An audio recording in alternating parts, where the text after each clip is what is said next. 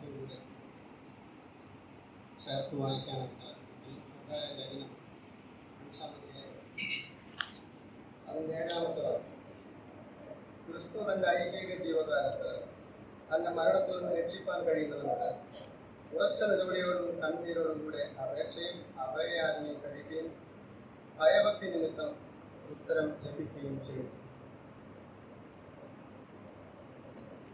നമ്മുടെ കർത്താവ് തൻ്റെ ഐഹിക ജീവകാലത്ത് നിലവിളിച്ച ഒരു പ്രാർത്ഥനയാണ്. പ്രാർത്ഥന എന്നും പറയാം, ഒരു നിലവിളി എന്നും നമുക്ക് ചേർത്ത് ചിന്തിക്കാം. എന്താണ് താൻ നിലവിളിച്ചത്? ഐഹിക ജീവകാലത്ത് തന്നെ മരണത്തിൽ നിന്ന് രക്ഷിപ്പാൻ കഴിയുന്നതോട് ഉറച്ച നിലവിളിയോടും കണ്ണുനീരോടും കൂടെ അപേക്ഷയും അഭയയാചനയും കഴിക്കുകയും ഭയഭക്തി നിമിത്തം ഉത്തരം ലഭിക്കുകയും ചെയ്തു.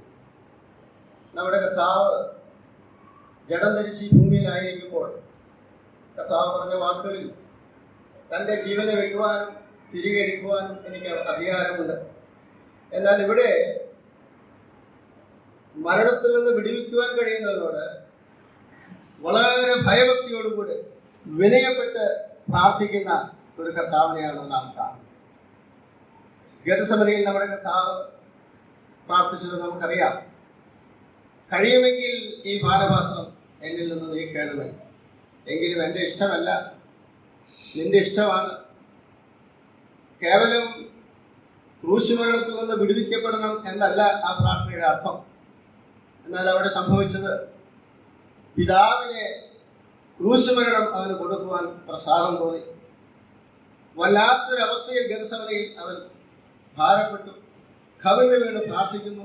രക്തം വലിയ ചോരത്തുള്ളികൾ പോലെ വിയർത്ത് രക്തം വെള്ളമായി ആ വരുന്ന ഒരു ചിത്രം നമുക്കറിയാം. തൻ്റെ മനസ്സിൻ്റെ വേദന, അതിൻ്റെ ആഴവും അവിടെ അറിയാം.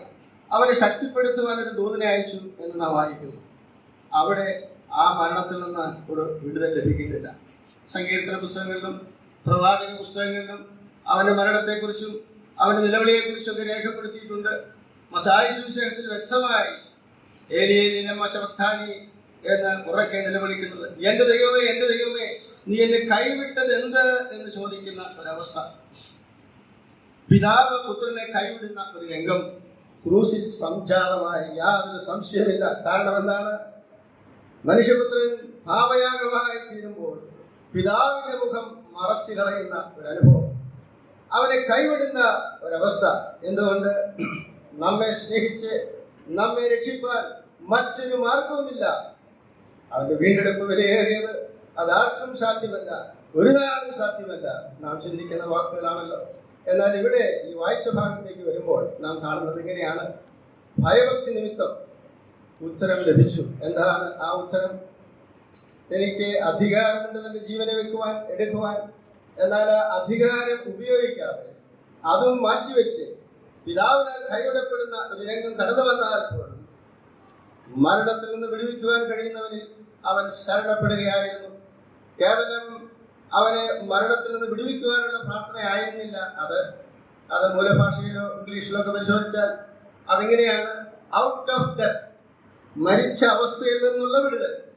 ഫ്രം ദ ഡെത്ത് എന്നല്ല, മരണത്തിൽ നിന്നുള്ള വിടുതൽ മാത്രമല്ല, മരിച്ചു കഴിഞ്ഞാലും മരണത്തിലായിരിക്കുന്ന കർത്താവിനെ വിടുവിക്കുവാൻ കഴിയുന്നവരോട്. അതാണ് കാൽവറിയിൽ 3-ാം നാളിൽ ആ ഉത്തരവാണ് നമുക്ക് കാണുവാൻ കഴിയുന്നത്. താൻ യാഗമരണമായി തീരുവാൻ കാൽവറിയിലേക്ക് നടന്നു നീങ്ങുമ്പോൾ മറ്റു മാർഗമില്ല എന്നും തനിക്കറിയാം. എന്നാൽ പിതാവിന്റെ ഇഷ്ടം അങ്ങനെയാകയാൽ 100% അതനുസരിപ്പാൻ തക്കവണ്ണം കടന്നു വന്ന കർത്താവ് നമ്മെ സ്നേഹിച്ചും കൊണ്ടായിരുന്നു, പിതാവ് നമ്മെ സ്നേഹിച്ചത് കൊണ്ടായിരുന്നു അവന്റെ സന്നിധാനത്തിലേക്ക് വരുവാൻ നമുക്ക് ഭാഗ്യം ലഭിച്ചത്. യാതൊരു സംശയമില്ല. അവന്റെ മഹത്വം നാം ദർശിക്കുകയാണെങ്കിൽ നാം വീണ് വണങ്ങി അവൻ ആരാധിക്കുക. കാരണം എന്താണ്? യോഹന്നാൻ അവനെ കണ്ടപ്പോൾ മരിച്ചവരെ പോലെയായിരുന്നു.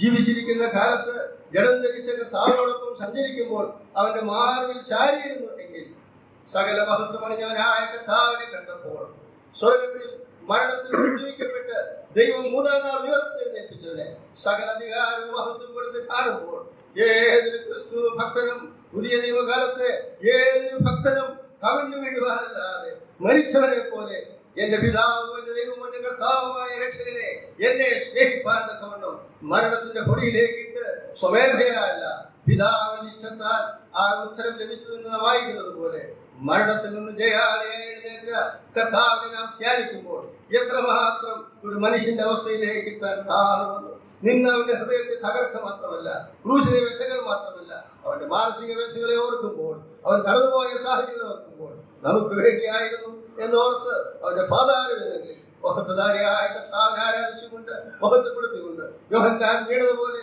കർത്താവിന്റെ അരിമശിഷ്യൻ യോഹന്നാൻ വീണതുപോലെ അവന്റെ മഹത്വം ദർശിക്കുമ്പോൾ നന്ദിയല്ലാതെ ഒന്നും പറയുവാനില്ല.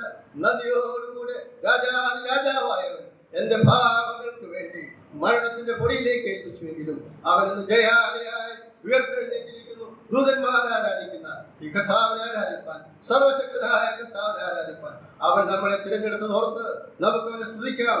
അവന്റെ വിലയേറിയ നാമം ഇന്നും എന്നേക്കും വാഴ്ത്തപ്പെടുമാറാകട്ടെ.